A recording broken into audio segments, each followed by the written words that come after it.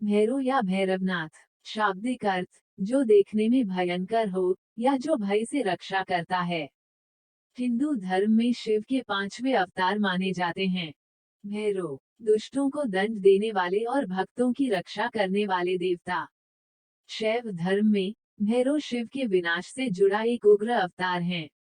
त्रिक प्रणाली में भैरव परम ब्रह्म के पर्यायवाची सर्वोच्च वास्तविकता का प्रतिनिधित्व करते हैं। आमतौर पर हिंदू धर्म में भैरव को दंडपाणी, जिसके हाथ में दंड हो, और स्वस्वा, जिसका वाहन कुत्ता है, भी कहा जाता है। वज्रयान बौद्ध धर्म में उन्हें बोधिसत्व मंजुश्री का एक उग्र वशीकरण माना जाता है और उन्हें हरुका, वज्रभैरव और यमंतक भी कहा जाता है। वह पूरे भारत, श्रीलंका और नेपाल के साथ साथ तिब्बती बौद्ध धर्म में भी पूजे जाते हैं। हिंदू और जैन दोनों भैरव की पूजा करते हैं। उपासना की दृष्टि से भैरवनाथ एक दयालु और शीघ्र प्रसन्न होने वाले देवता हैं तथा उज्जैन में भैरव बाबा की जागृत प्रतिमा है जो मदिरा पान करती है। भैरव बाबा को सात्विक भोग में हलवा, खीर, गुलगुले, मीठे पुए, जलेबी अत्याधिक पसंद है। मिठाइयों का भोग भैरव बाबा को लगाकर काले कुत्ते को खिलाना चाहिए और काली उड़द की दाल से बने दही भल्ले, पकोड़े आदि का भोग भैरव बाबा को लगाकर किसी गरीब को खिलाना चाहिए। भैरव उग्र कापालिक संप्रदाय के देवता हैं और तंत्र शास्त्र में उनकी आराधना को ही प्राधान्य प्राप्त है। तंत्र साधक का मुख्य भैरव भाव से अपने को आत्मसात करना होता है। कोलतार से भी गहरा काला रंग, विशाल प्रलंब, स्थूल शरीर, अंगारकाय त्रिनेत्र, काले डरावने चोगेनुमा वस्त्र, रुद्राक्ष की कंठमाला, हाथों में लोहे का भयानक दंड, डमरू त्रिशूल और तलवार, गले में नाग, ब्रह्मा का पांचवा सिर, चंवर और काले कुत्ते की सवारी, ये है भैरव के रूप की कल्पना। हिंदुस्तानी शास्त्रीय संगीत में एक राग का नाम इन्हीं के नाम पर भैरव रखा गया है। भैरव की पूजा भैरव की पूजा प्रायः पूरे भारत में होती है और अलग अलग अंचलों में अलग अलग नामों से वह जाने पहचाने जाते हैं। महाराष्ट्र में खंडोबा उन्हीं का एक रूप है और खंडोबा की पूजा अर्चना वहां ग्राम ग्राम में की जाती है। दक्षिण भारत में भैरव का नाम शास्ता है। वैसे हर जगह एक भयदायी और उग्र देवता के रूप में ही उनको मान्यता मिली हुई है और उनकी अनेक प्रकार की मनौतियां भी स्थान स्थान पर प्रचलित हैं। भूत, प्रेत, पिशाच, पूतना, कोटरा और रेवती आदि की गणना भगवान शिव के अन्यतम गणों में की जाती है। दूसरे शब्दों में कहें तो विविध रोगों और आपत्तियों विपत्तियों के वह अधिदेवता हैं। शिव प्रलय के देवता भी हैं, अतः विपत्ति, रोग एवं मृत्यु के समस्त दूत और देवता उनके अपने सैनिक हैं। इन सब गणों के अधिपति या सेनानायक हैं महाभैरव। सीधी भाषा में कहें तो भय वह सेनापति है जो बीमारी, विपत्ति और विनाश के पार्श्व में उनके संचालक के रूप में सर्वत्र ही उपस्थित दिखाई देता है। प्राचीन ग्रंथों में भैरव शिव पुराण के अनुसार कार्तिक मास के कृष्ण पक्ष की अष्टमी को मध्याह्न में भगवान शिव के रुधिर रक्त से भैरव की उत्पत्ति हुई थी, अतः इस तिथि को भैरवाष्टमी के नाम से भी जाना जाता है। पौराणिक आख्यानों के अनुसार अंधकासुर नामक दैत्य अपने कृत्यों से अनीति व अत्याचार की सीमाएं पार कर रहा था, यहाँ तक कि एक बार घमंड में चूर होकर वह भगवान शिव तक के ऊपर आक्रमण करने का दुस्साहस कर बैठा। तब उसके संहार के लिए शिव के रुधिर से भैरव की उत्पत्ति हुई। कुछ पुराणों के अनुसार शिव के अपमान स्वरूप भैरव की उत्पत्ति हुई थी। ये सृष्टि के प्रारंभ काल की बात है। सृष्टिकर्ता ब्रह्मा ने भगवान शंकर की वेशभूषा और उनके गणों की रूप सज्जा देखकर शिव को तिरस्कार युक्त वचन कहे। अपने इस अपमान पर स्वयं शिव ने तो कोई ध्यान नहीं दिया, किंतु उनके शरीर से उसी समय क्रोध से कंपायमान और विशाल दंडधारी एक प्रचंड काया प्रकट हुई और वह ब्रह्मा का संहार करने के लिए आगे बढ़ आई। ब्रह्मा तो ये देखकर भय से चीख पड़े। शंकर द्वारा मध्यस्थता करने पर ही वह काया शांत हो सकी। रुद्र के शरीर से उत्पन्न उसी काया को महाभैरव का नाम मिला। बाद में शिव ने उसे अपनी पुरी, काशी का नगरपाल नियुक्त कर दिया। ऐसा कहा गया है कि भगवान शंकर ने इसी अष्टमी को ब्रह्मा के अहंकार को नष्ट किया था, इसलिए ये दिन भैरव अष्टमी व्रत के रूप में मनाया जाने लगा। भैरव अष्टमी काल का स्मरण कराती है, इसलिए मृत्यु के भय के निवारण हेतु बहुत से लोग भैरव की उपासना करते हैं। भैरव की पत्नी देवी पार्वती की अवतार हैं जिनका नाम भैरवी है। जब भगवान शिव ने अपने अंश से भैरव को प्रकट किया था तब उन्होंने मां पार्वती से भी एक शक्ति उत्पन्न करने को कहा जो भैरव की पत्नी होंगी। तब मां पार्वती ने अपने अंश से देवी भैरवी को प्रकट किया जो शिव के अवतार भैरव की पत्नी हैं।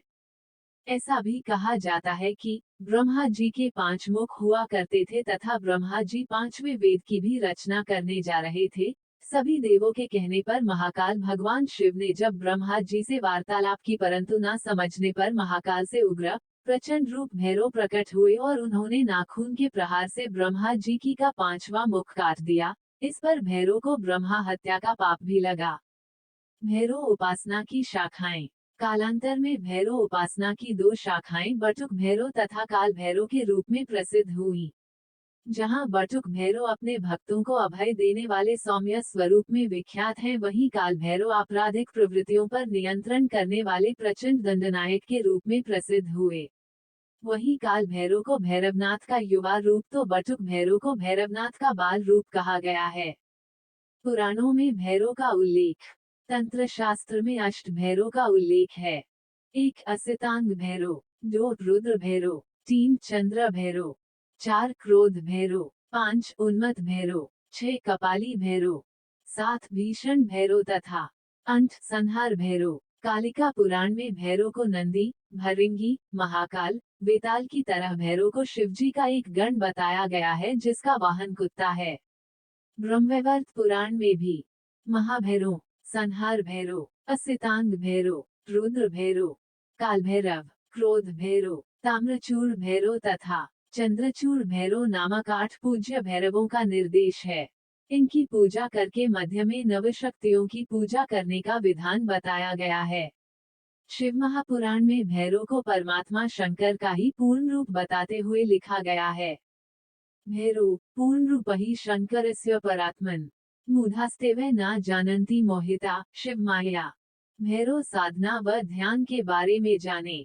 ध्यान के बिना साधक मूक सदृश है। भैरव साधना में भी ध्यान की अपनी विशिष्ट महत्ता है। किसी भी देवता के ध्यान में केवल निर्विकल्प भाव की उपासना को ही ध्यान नहीं कहा जा सकता। ध्यान का अर्थ है उस देवी देवता का संपूर्ण आकार एक क्षण में मानस पटल पर प्रतिबिंबित होना। श्री बटुक भैरव जी के ध्यान हेतु इनके सात्विक, राजस व तामस रूपों का वर्णन अनेक शास्त्रों में मिलता है। जहां सात्विक ध्यान अपमृत्यु का निवारक, आयु आरोग्य व मोक्ष फल की प्राप्ति कराता है, वहीं धर्म, अर्थ व काम की सिद्धि के लिए राजस ध्यान की उपादेयता है। इसी प्रकार कृत्या, भूत, ग्रहादि के द्वारा शत्रु का शमन करने वाला तामस ध्यान कहा गया है। ग्रंथों में लिखा है कि गृहस्थ को सदा भैरव जी के सात्विक ध्यान को ही प्राथमिकता देनी चाहिए। भारत में भैरव के प्रसिद्ध मंदिर। राजस्थान के दौसा जिले में बांदीकुई के पास सबडावली गांव में पहाड़ पर श्री चौमुखा भैरवनाथ जी सुप्रसिद्ध मंदिर स्थित है, जहां पर प्रत्येक शनिवार को बड़ी संख्या में श्रद्धालु पधारते हैं तथा वहां पर भाद्रपद मास के शुक्ल पक्ष की द्वितीया को बड़ा मेला लगता है। राजस्थान के चूरू जिले में नौसरिया गांव में भी भृगु के मंदिर है। भारत में भैरव के प्रसिद्ध मंदिर हैं जिनमें काशी का काल भैरव मंदिर सर्वप्रमुख माना जाता है। काशी विश्वनाथ मंदिर से भैरव मंदिर कोई 1.5-2 किलोमीटर की दूरी पर स्थित है। दूसरा नई दिल्ली के विनय मार्ग पर नेहरू पार्क में बटुक भैरव का पांडवकालीन मंदिर अत्यंत प्रसिद्ध है। तीसरा उज्जैन के काल भैरव की प्रसिद्धि का कारण भी ऐतिहासिक और तांत्रिक है। नैनीताल के समीप घोड़ाखाल का बटुक भैरव मंदिर भी अत्यंत प्रसिद्ध है। यहाँ गोलू देवता के नाम से भैरव की प्रसिद्धि है। उत्तराखंड चमोली जिला के सिंध गांव में भी भैरव गुफा काफी प्राचीन है। इसके अलावा शक्तिपीठों और उपीठों के पास स्थित भैरव मंदिरों का महत्व माना गया है। जयगढ़ के प्रसिद्ध किले में काल भैरव का बड़ा प्राचीन मंदिर है जिसमें भूतपूर्व महाराजा जयपुर के ट्रस्ट की ओर से दैनिक पूजा अर्चना के लिए पारंपरिक पुजारी नियुक्त हैं। जयपुर जिले के चाकसू कस्बे में भी प्रसिद्ध बटुक भैरव मंदिर है जो लगभग 8वीं शताब्दी का बना हुआ है। मान्यता है कि जब तक कस्बे के लोग बारिश ऋतु से पहले बटुक भैरव की पूजा नहीं करते तब तक कस्बे में बारिश नहीं आती। नाथद्वारा के पास ही शिशोदा गांव में भैरवनाथ का प्रसिद्ध मंदिर है जो सन 1400 बीसी का है। मध्य प्रदेश के सिवनी जिले के ग्राम अदेगांव में भी श्री काल भैरव का मंदिर है जो किले के अंदर है, जिसे गढ़ी ऊपर के नाम से जाना जाता है। कहते हैं औरंगजेब के शासन काल में जब काशी के भारत विख्यात विश्वनाथ मंदिर का ध्वंस किया गया, तब भी काल भैरव का मंदिर पूरी तरह अछूता बना रहा था। जनश्रुतियों के अनुसार कालभैरव का मंदिर तोड़ने के लिए जब औरंगजेब के सैनिक वहां पहुंचे तो अचानक पागल कुत्तों का एक पूरा समूह कहीं से निकल पड़ा था। उन कुत्तों ने जिन सैनिकों को काटा वे तुरंत पागल हो गए और फिर स्वयं अपने ही साथियों को उन्होंने काटना शुरू कर दिया। बादशाह को भी अपनी जान बचाकर भागने के लिए विवश हो जाना पड़ा। उसने अपने अंगरक्षकों द्वारा अपने ही सैनिक सिर्फ इसलिए मरवा दिए कि इन पागल होते सैनिकों का सिलसिला कहीं उसके पास तक न पहुंच जाए। भारतीय संस्कृति प्रारंभ से ही प्रतीकवादी रही है और यहाँ की परंपरा में प्रत्येक पदार्थ तथा भाव के प्रतीक उपलब्ध हैं। ये प्रतीक उभयात्मक हैं, अर्थात स्थूल भी हैं और सूक्ष्म भी। सूक्ष्म भावनात्मक प्रतीक को ही कहा जाता है देवता। चूंकि भय भी एक भाव है, अतः उसका भी प्रतीक है, उसका भी एक देवता है और उसी भय का हमारा देवता है महाभैरव।